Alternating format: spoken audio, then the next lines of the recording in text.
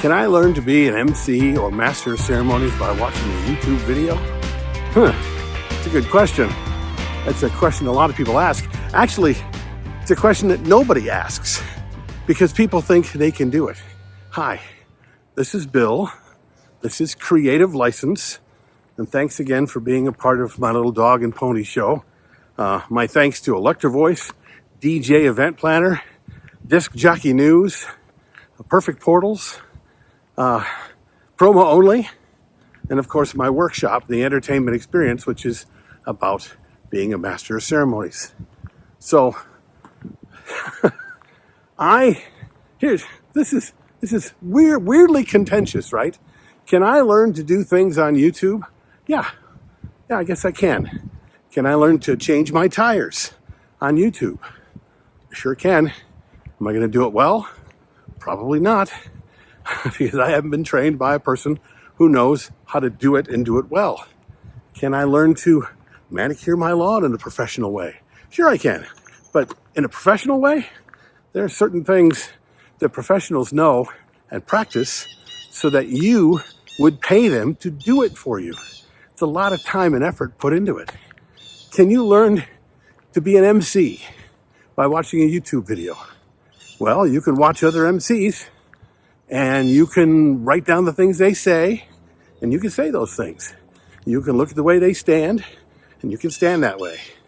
You can look at what they wear and the jokes they make, and you can stand in front of people and say that you're a master of ceremonies.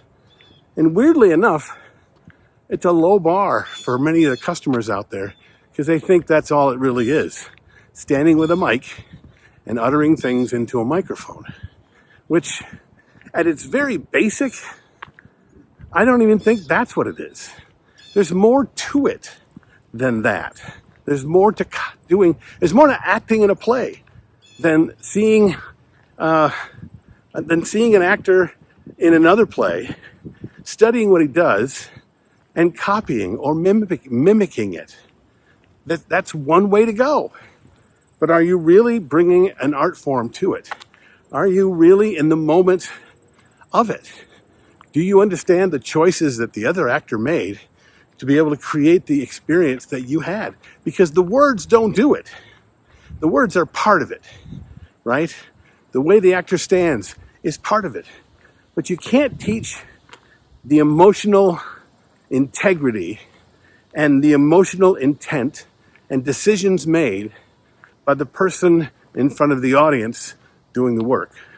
You can't match that. You can only make your own decisions and your own choices. And to be able to know how to do that, you need to do it in front of a teacher. And someone who can critique you in a way that can show you whether or not the choices you're making are having an impact on the audience you're in front of. Because you do things in front of a mirror, and you just do it until you saw it done the way you saw it done, right? You can tell an impressionist does an impression. He watches, and he practices, and he creates, and he can be as close to that thing that he saw as possible, but he's not that thing. And to put any kind of art to it, he's taking classes and listening to teachers and coaches explain to him the things you can't touch, the things you can't just read about. Look, as a professional master of ceremonies, it's difficult for me to say, go out and just copy me or copy somebody else, because I'm minimizing the work that I do. And if you're out there doing the work and getting the coaching, making the choices and creating original work, and people are copying you and then charging less for it, and then the customer is saying, oh, that must be the same, it's upsetting. It really is. But put that aside.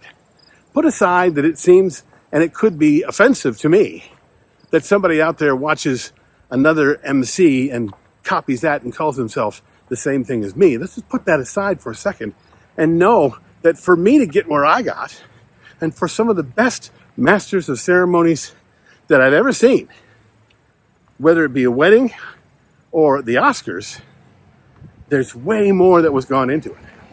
And every one of them has had themselves a coach and a teacher. I have had a coach and a teacher. I've had many of them. One of my last coaches was my friend Mark Farrell, who also teaches Master of Ceremonies skills in a different way.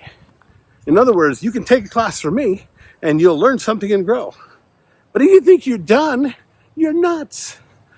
Go take Mark's class, because now you're going to see from a different perspective new ways to look at your art form, which will help you grow. That's the way it works.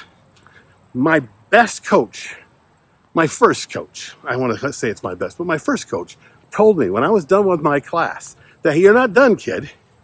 If you really want to master this, you should be out taking a class. If you're not taking a class, you need to be on stage all the time with a director critiquing you. If you're not doing those two things, you're only as good as you think you are, and you'll never grow.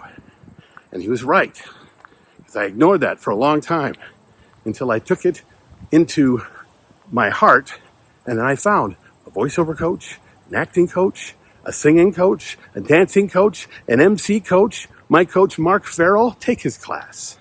I'd like you to take mine too, but if you got to pick one, Mark is the man. What do you think about this? Tell me what you think in the comments below. I'm sure I'm wrong to many of you. This is Bill. This is Creative License, and I'll see you next week.